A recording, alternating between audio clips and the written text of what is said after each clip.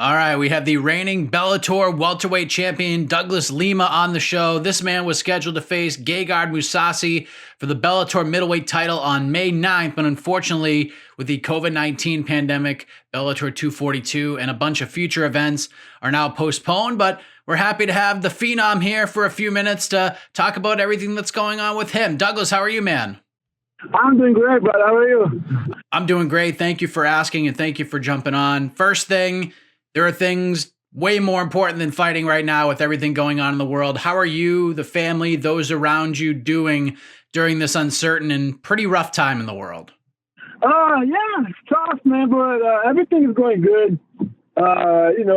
Staying a lot more with the family, my brother's family as well. So I know it's tough out there, but we can't complain. Everything is going good for us here, Bellator still is offering up some cool programming during these times, including the debut of Bellator Recharged on the CBS Sports Network, the debut show on Saturday night. They went back to revisit Bellator 192 in January of 2018, and it was the first time you had fought Rory McDonald, and you had lost that fight via unanimous decision. And it's not always the most fun thing to talk about a loss, but in the grand scheme of things and where it's taken you since that point, how important to your career was that night in Inglewood, California, despite not coming away with the decision in a crazy fight like that?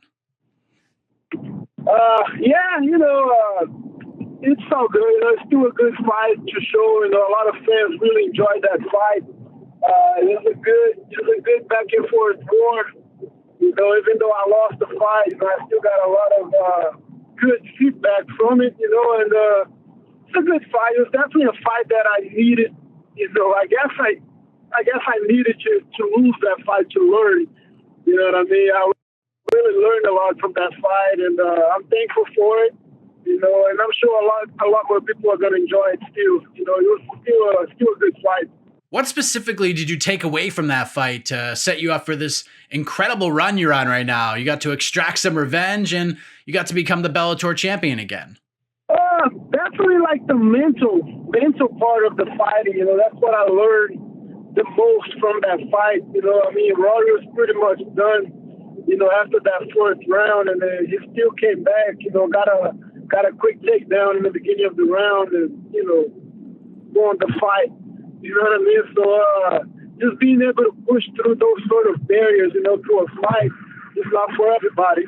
You know what I mean? I really learned that from him that night. You know what I mean? It's just the will to keep fighting no matter what the circumstances. So very thankful for that moment. It was a grueling fight. Especially for him with that crazy, injury from the leg kick. So it's good to people see, what he went through the fight and still came off the won. Even though it was against me, it was just a lesson that he taught me that night, in that area. We know that Rory has since moved on from the promotion, and you guys are 1-1, and I know you're moving on to other things, a chance to win a second title, but is there a part of you that wishes you could run that one back, get that third one in there to see who the better man would be in a 3-fight series? Yes and no, because, we had, 15 minutes already in the cage. I definitely learned, from that fight, and I don't think I'll ever lose to him again. If I'm being honest, just my take. You know what I mean? But it would definitely be good to have a trilogy to really, make sure, who's the better fighter. But no, I'm happy for him. I'm happy that he's moving on. He's looking out for himself. I was definitely very shocked and surprised, that he moved over there. But I guess he got a better deal. I don't know. Something was better for him. You know what I mean? But I'm just happy for him, and I'm happy we got to share, those 50 minutes. But you never know what happens in this MMA world. We might, cross each other's paths again in the future. Who knows? Yeah, it's very true. And this is a crazy sport, this mixed martial arts, as I'm sure you know by now. But this has been quite the stretch you've been on since that Rory McDonald fight. You went through the Bellator Welterweight Grand Prix. You had some great performances. You reclaimed the welterweight title, and you won $1 million to boot. It's going to be pretty tough to top that, is it not? Yeah, but man, I'm looking forward to another run. You know, being the middleweight title, and then defend there, go back and defend that 170. There's always something bigger out there. You know what I mean? And let's start out with this fight at middleweight. I think this is a huge fight. Such a big name. Moving up a weight class. Man, this is. We got everything to make it even bigger. I just gotta stay focused and train hard and keep winning this fight. And make the most out of this time. I gotta enjoy this health. This moment that I'm living, everything is really good. So, make the most of it. I'm sure we got bigger things coming. So despite everything going on in the world and everything being postponed, at least for the foreseeable future, is that still the plan? Like once things get back up and running, you and Gegard Mousasi for the 185-pound title, is that what you and your team have been told? For sure. That's the plan. The next step right now is the middleweight title. We're just going to postpone the fight, I'm pretty sure. And see what happens there. I think Bellator said they should start the shows in July. I don't have any details on everything, but hopefully we're one of the first fights, But the plan is, for the middleweight gold. Obviously, we can't control what is going on in the world, but you're getting ready, you're getting mentally prepared to make history and fight for a second world title. Was there a part of you that, you had to have been bummed that the event got postponed, even though you understood what was going on, right? Yeah, I was definitely bummed, but at the same time, safety comes first. You know what I mean? Very disappointed, of course, but I know the fight's still going to happen in the future, so that made me a little more calm. I was so looking forward to that fight. It's such a big and exciting challenge. It was just happy times. But it's okay. I was just training, as much as I can. One-on-one with my coaches. A lot of private. Four guys in the training room. We're still putting our work, as much as we can for what's going on, because I'm fortunate to have my gym, so I can open the doors whenever I want.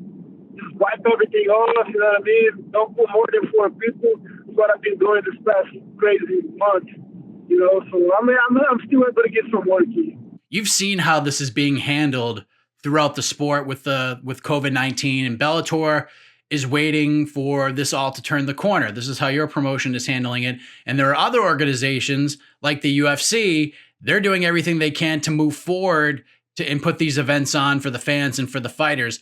What is your take on how things are being handled by these promotions during this difficult time? They're trying to do as much as they can. You know what I mean? As long as they, taking the safe steps, taking, not just speak about, whatever the money that's going to bring, but also, man, they're trying to, give the fighters their job, as much as they can. But it's not easy, It's not easy for them. It's not easy for the fighters. A lot of the fighters depend on the fight money to survive, So on that part, I'm really glad that they're trying to make it happen. So they can at least get a paycheck, keep working. But at the same time, it has to be safe. What good is it if somebody got infected, during one of the events? So it's a lot that they got to think about, a lot that they got to do. But as long as they try, the safest way possible, I'm happy with it, and I agree. If they offer me a fight, I'll be the first one to say yes. So you think by the end of the summer, July, maybe August, do you feel like this middleweight title fight between you and Gegard Mousasi will have already happened, or worst case, be booked? I pray so. I really hope so. I'll be ready by then. They give me 6 weeks. Get ready. I'll be there. Ready to go.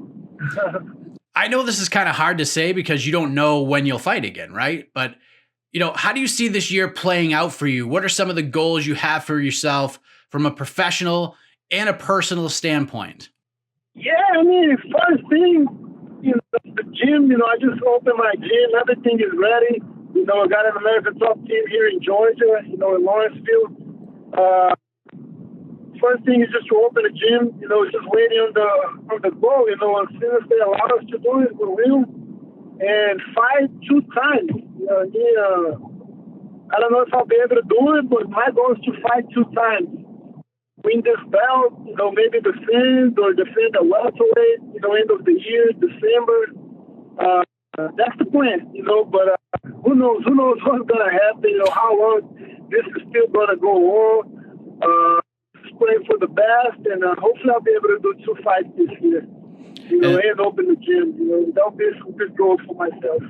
So like we said, you were featured on the debut episode of Bellator Recharge this past Saturday, looking back on Bellator 192, which even though you didn't come up with the victory, it ended up being an important night in your career in hindsight. But what other fights, what other fight cards that you were involved in do you recommend the promotion put out there for people to see on future episodes for Wednesday nights, 8 Eastern on CBS Sports Network? What's the what are the golden fights for Douglas Lima that everyone should watch? Sure, there's a bunch. I mean, all the knockouts they should be running. MVP was topic, that MVP knockout. A lot of people love it.